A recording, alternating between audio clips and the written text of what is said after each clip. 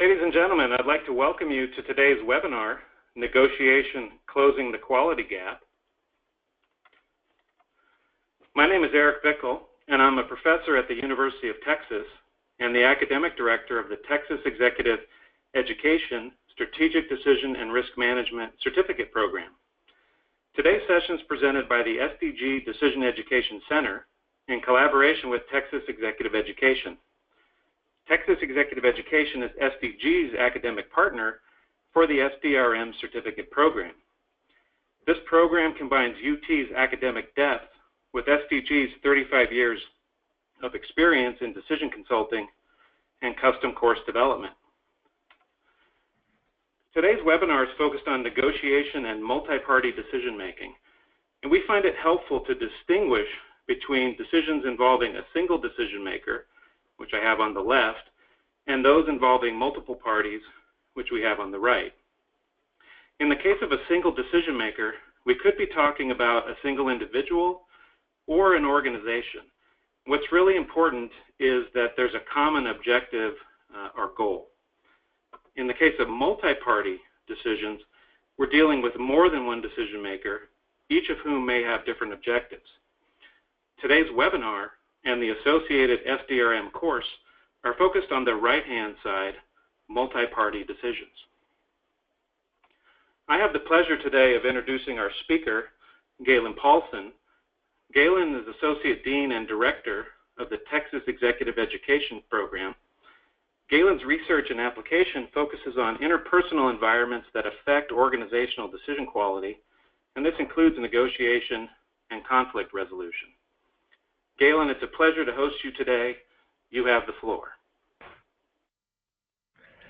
Thank you very much, Eric. It's a great pleasure to be with all of you today, and I look forward to kind of running you through some ideas that are related to how we can work more effectively with people, especially in difficult situations where what you want and what I want don't mesh very well.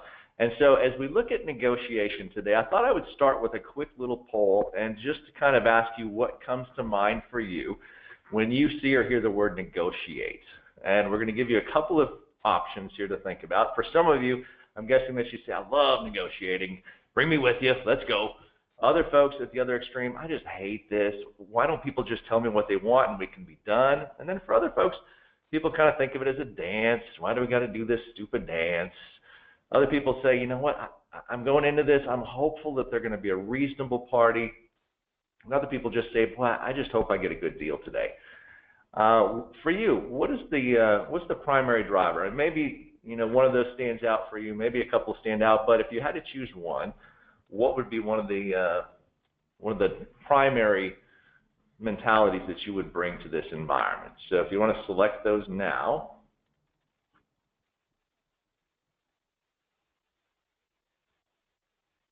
And let's have a look. So about a quarter of us say, you know what, I just love this stuff. This is great. Those people oftentimes are looking for another little edge, one more thing that they can put in their toolkit that can help them to move more effectively in the future. Other folks just say, I hate this. Hopefully we're going to give you some tools to think about today and maybe make you more comfortable in this environment.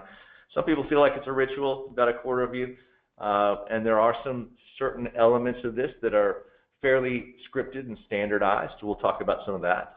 Some folks just say, I want people to be reasonable. And sometimes we don't realize how our behaviors are impacting their approach to negotiation, and we'll look at that a bit. And a lot of times we're just trying to reach a good deal. But the question for us is, what does that even look like? So we're going to kind of dig into that just a bit today. But before we do that, why don't we jump back to our slides. We're going to take a look at what negotiation really means and what it represents for us as we try to approach these situations. That we'll look at a basic definition of negotiation as being a process by which people are interacting in order to try and reach some sort of a settlement and agreement that helps to drive them forward, satisfying their conflicting goals. Now, the interesting thing with this is that if you like Latin, if you look at the Latin for this, two words, nec and odium, are our roots for negotiate. Nec meaning not, and odium meaning easy or leisurely. So you are by definition in an environment that is not easy. And we find ourselves in these environments all the time, that you're going to see acquisitions or procurement kind of opportunities where you're looking to buy or to sell. you have business development kinds of environments. Anytime you're working with people in a management environment where you're trying to make some internal decisions, huge opportunities. Also, though, sometimes it's not about us taking advantage of new opportunities. Sometimes promises have been broken or expectations haven't been met, and so we have a conflict or a dispute, and we have to figure out how we're going to move forward together.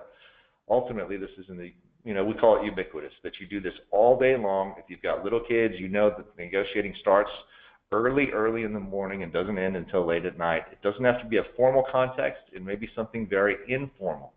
In fact, I'd advocate for never using the word negotiate because it puts people on the defensive. It makes them really worried, and it puts them into a competitive posture. Whereas if we said, hey, let's just kind of explore together, let's play with some ideas, a totally different mentality might emerge. But going back to that idea of a good deal, how do we reach a good deal? A good deal means different things, and there's a lot of different elements as we look at this, that there is a driver of economic success where you say, okay, how did I do relative to the value that I was trying to capture? Did I actually take a rational approach? Did I get a rational outcome? Did I take the best path that yielded me the most gain? We also, there are concerned with relationships. Can I work with this person again in the future? Most of our negotiations are not one-offs, that we're going to see these people repeatedly, and so we have to be sensitive to the fact that I need to work with these people going forward. They also might talk to people. So what's my image going to be? Is my reputation going to suffer? Are they going to tell a bunch of folks that I'm a jerk and that I'm not reasonable to work with and cause me grief in the future? We look for stability. To what extent will our deals hold up? Have I missed something? Are there going to be aspects of this that are going to fall apart in the future? Am I going to actually have to come in here and make repairs later on that I wish I hadn't, missed on the first pass? And finally, there's this notion of efficiency, that we want to come in and make sure that we are capturing all of the opportunities that are there. Did I miss out on certain things? Could I have done something differently that would have made the deal better for everyone? Ultimately, we're trying to maximize on these different areas, recognizing that you can't just emphasize one over the other, or to say, oh, it's okay now. We didn't do that well economically, but we've got a really good relationship. This is kind of the salesperson's best friend. Oh, we're going to capture it back in the future. We're going to sell millions of units. Yeah, we're losing money on each unit, but we're going to sell so many. And we've got this good relationship going forward. So we need to be sensitive to these things and not just trade one off for the other, thinking that we're going to get a better outcome. So we're going to focus today on rationality. And the interesting thing with rationality is that as we try to make rational choices, when I'm by myself and I'm trying to make a rational choice, I believe that I'm a pretty rational person, right? And if I've got straightforward choices, I'm just going to take the best path for me. But that's not always the case. In the context that we're talking about today, we're going to be looking at a situation where I'm not independent, that it's not just up to me. The choices that I make are oftentimes going to be driven by the choices of the people that I'm working with. That if we think of this in terms of a football team just coming off the Super Bowl, we're trying to be strategic, and I get everybody internally on board as to what our plays are going to be and how we're going to try and run those plays. But I've also got to be sensitive to the other team and how they're going to be trying to respond strategically to me. That this is not an environment where you're making a choice that's independent of others. And in those contexts, suddenly our communication skills matter a ton. And your ability to negotiate and to work effectively in a collaborative environment matters a lot. So we're going to do a couple little things this morning. I'm going to give you a little exercise that is a little exercise in rational choice amidst others. So here's what we're going to look at. We are going to play what we call the guess the number game. Your job is to guess a whole number between 0 and 100. And your goal here is to submit a guess that is going to be closest to 2/3 of the average of everyone's guesses.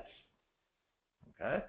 So we've got a lot of folks here today on the webinar, and your job is to try to figure out what everyone's guess is going to look like and then to submit 2/3 of that. So were we to have 3 people here today, okay, and they were to submit a guess of 30, 61, and 80. If those were our 3 guesses, we'll be calculating the average. The average here would be 57.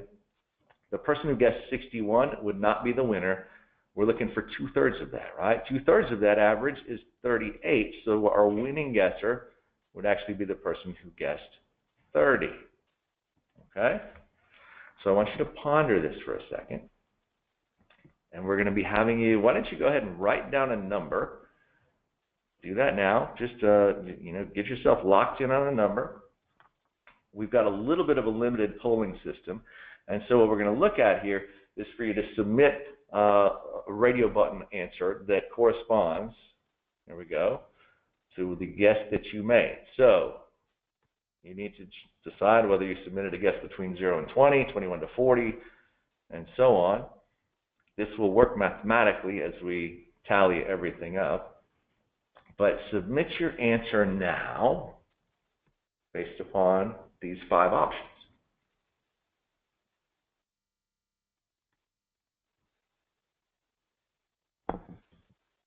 Okay. So here's what we're seeing. We've got about 20% of us in the 0 to 20 range, 34% 21 to 40, 41 to 60, 37%, 8% 61 to 80, 4% above 80. We're running the math as we speak.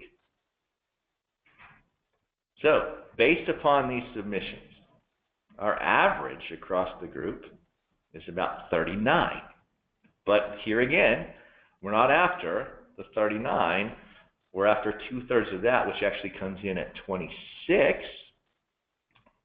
34% of you are in that 21 to 40 kind of range.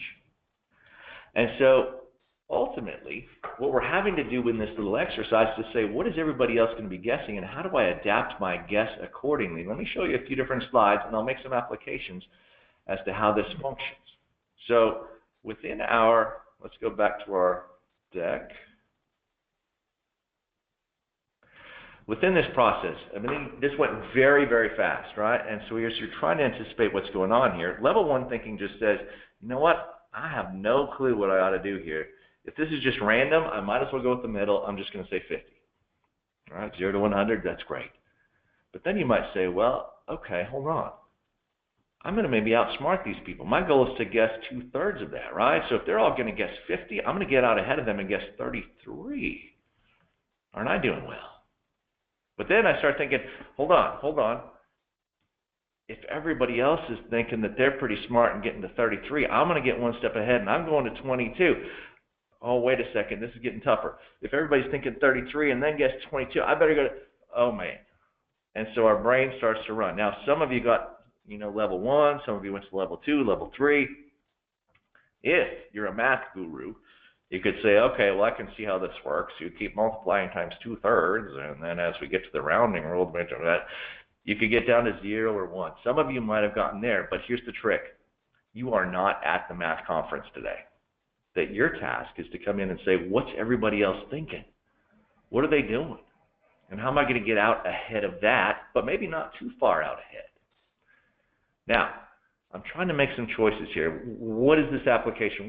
How does this fit in the real world? So let me show you an interesting little example of this. John Maynard Keynes, pretty famous economist, right? John Maynard Keynes talked about professional investments, and he compared it to newspaper competitions where, these are some old competitions where people had to pick out the 6 prettiest faces from 100 photos. But the goal was not to pick the 6 that you thought were the prettiest, but instead to pick the 6 that you thought everyone else would see as the prettiest. Okay? And what he said was, this is what professional investment is like, that what you're doing when you try and choose a company is not to pick the best company, not to pick the ones with the best financials, to pick the one that's got the best situation, but to pick the one that everybody else is going to be investing in, that everybody else is going to think is the best. And then it's even going further than that, is to say, well, what does the market thinks is the best company? And maybe you start to go even deeper than that. It causes you to rethink how you need to approach some business decision making as we're in this competitive environment. Let's go back to our little our guess and number game. I'll show you a couple of interesting little examples. The Financial Times had a contest, same exact thing that we just did here. They offered up 2 business class tickets, London to New York. 1,400 people submitted a guess. Their average came in at 18.9. They had a lot more time to think about it than you all did. 2/3 of that came in at 12.6. 31 people had submitted the winning guess at 13. But here's my favorite. Check out this guy. Little kid submitted a winning guess And they said, how did you figure it out? And he said, I just asked my dad what number he was going to guess, and I submitted 2/3 of that. And there's a smart kid, right? He's saying, what's an average Financial Times reader likely to submit? That's my task, right? And to get out ahead of that, same thing in a negotiating context. What we're trying to do is we're trying to say, what kinds of moves are they going to be making? How do I adapt the moves that I'm making to the moves that they're going to be making, and to try and get out ahead? Now, this is made more complex by the fact that negotiation is not just about claiming, that we're definitely trying to make some moves that are going to pull resources our direction. This is what most people associate with negotiating. But at the same time, we've got to balance this out, and we've got to also factor in the opportunity to be creative, that you're negotiating with people who are your partners, folks who are going to be your suppliers, your customers, people internally to your organization. These are folks that I need to do well. And so we need to be creative as we come across some of these conflicts to say, all right, how can I craft the best solution and be creative with this, even as I'm sensitive to that element of claiming. I try to balance these out, and that's what makes this not easy, because the things that help me to actually claim get in the way of the creating, and the things that help me to be creative sometimes will block our ability to pull resources our own direction. We've got to try and use skills in both of these areas. It's never easy. Okay? Let me give you an example here. What happens as I try to get creative even when things are competitive? I'm going to show you a little tool called Adjusted Winner. This is how we actually help people to register for MBA courses here at the university. The interesting thing is that sometimes you might remember how you used to register, where like it was based upon your last name, and you know, one quarter you got it one way, one semester, and then it was like, okay, next time I'm going to be last, this time first, and kind of varies around. In MBA programs, you don't have that many semesters, and you really only have a couple of semesters where it's your opportunity to register for electives, and sometimes the class is only offered in one semester or the other. And so how do we make it kind of fair for people, as opposed to just doing the alphabet or how fast you're able to you know, log in and register as soon as it was opened up? There's a process that we call Adjusted Winner. What we can do is we can actually give people a certain number of points and allow them to bid on their courses. And if you got into a course, it was because you outbid somebody else, but it also meant that you had less in your budget than for the remaining courses that you were also bidding on. So let me show you how this works in the context of a divorce. I'm not giving you these as tools to help you get in a divorce now and to encourage you to do that. But we also know that people in a divorce are, by definition, probably not getting along very well, and they're very apt to destroy a lot of assets. So we're going to try and divide up some assets today in a divorce. We're going to have 6 things that we're going to be trying to allocate between him and her. We've got a house, an SUV, a Corvette, a boat, a cabin, and some investments with maybe varying but similar degrees of equity in those different assets, let's just assume. So we've got 100 points to allocate. And what we do is we say, okay, husband, you go off one direction. Wife, you go off the other direction, soon to be X's. You've got these 6 items. I want you to put your numbers, I want you to allocate points across each of those 6 items. Okay? And you can do it however you like, and you might try and be strategic with this, right? And so you might think about it. How would I allocate these resources of these 100 points across these different assets? And what you understand then, as you start to think about it, is that for every time I try and spite her by putting some points on the things that I think that she would want, I'm going to have to take it away from something that I would actually rather have and take a risk that she's going to be able to get something that I care more about. So what I end up doing is just being fairly straightforward and honest with respect to what I'm looking for. And so each in their separate area, they all assign their points, and then we bring them back together and we look at how the points got allocated between each of them. And they come in and they look something like this. And so now we look down the list and we see that the highest bid anywhere is going to her with the house. She gets the house. Next highest bid looks like it's on the cabin. He's taking the cabin. Next highest, the investments. After that, the midlife crisis Corvette and the boats. And she's left with the final item, the SUV. Ultimately, as you look at this, I mean, think about it. Were you having to sell these assets off in a short space of time, a fire sale kind of environment, you might get 70% of the value of those assets when you sold them off, right? And ultimately, we divide those, say, 50-50. We each get 35 points, 35% of the original value of our assets. Now you add it up. He's taking home 75% of what he really wanted. She's getting 85% of what she really cared about. That what this allows us to do is to recognize that what you care about and what I care about might differ, and that we can make some trade-offs across those issues to create opportunities and value, even as we're trying to make some divisions. So as we look at these things, ultimately what we're trying to do is we're trying to be creative even as we're competing, and that's what makes this not easy.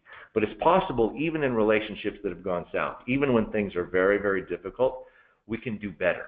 And so what we try to do in these courses is to equip people to come in and to be effective in an environment that by definition is not easy. So a couple of takeaways for you here today. A couple of things to be thinking about. First of all, there are not that many real significant decisions that are made independent of other people.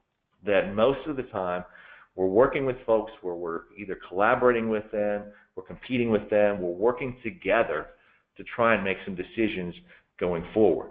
And that they're going to want to influence us, we're going to want to influence them. Negotiation is an environment of mutual influence. And even where things are relatively simple, we're going to be working back and forth to try and optimize our outcomes. Second piece, that negotiation and collaboration really give us tools to help us to create and to claim. That there are two distinct kinds of things that have to happen if you're going to maximize your deal. And so a quality kind of decision here is one that's exhausting our ability to be creative and then pulling the resources in our direction. Finally, if we handle this well, this is a process that will yield you a better outcome. Recognize that your first model, your first solution is very rarely the best solution. That you usually need to tease things apart. You usually have to get some feedback from people to say, you know what, you may better account for this piece, you better make some enhancements over there, and as you do that, you can actually enhance the quality of your deal to push it forward toward a better outcome. So, a couple of quick thoughts for you there. Hope you found that to be an interesting process. Keep in mind, I'm not telling you how to reallocate your resources in order to get a divorce. That's not our goal whatsoever. But to actually take some of these tools and to think about things differently as you encounter competitive situations. So, there we are. Eric, back over to you.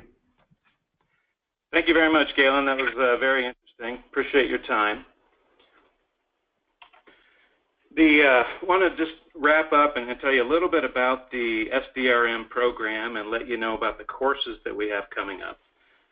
Texas Executive Education and SDG, as I mentioned up front, are collaborating on the SDRM program. And you'll see here on this slide a link to the Texas Executive Education website, and then there's a URL link here to the SDRM program. We have a number of courses that will next be offered on campus starting April 24th and running through May 17th. In that first week, we'll have Decision Quality. These are 2.5-day courses. Decision Quality was the topic of last month's webinar. And then Negotiation and Collaborative Decision Making, which is the topic of today's webinar. The following week, we'll have courses dealing with biases in decision making, modeling for strategic insight, how do you really generate powerful insights for decision makers. And then there's other courses, elective courses in analytics and strategic management. And again, these are on campus. I very much hope you'll be able to join us. We'll also be launching courses online starting this spring. A little more detail on this negotiation and collaborative decision-making course will be running April 26th through the 28th. Of course, Gaylen is an instructor in that. And that course is really going to go into more detail on the tools, techniques, and the kind of insights that you can get to really drive success in multi-party decision situations. And again, if you follow the URL, there is detail on each of the courses and a course description.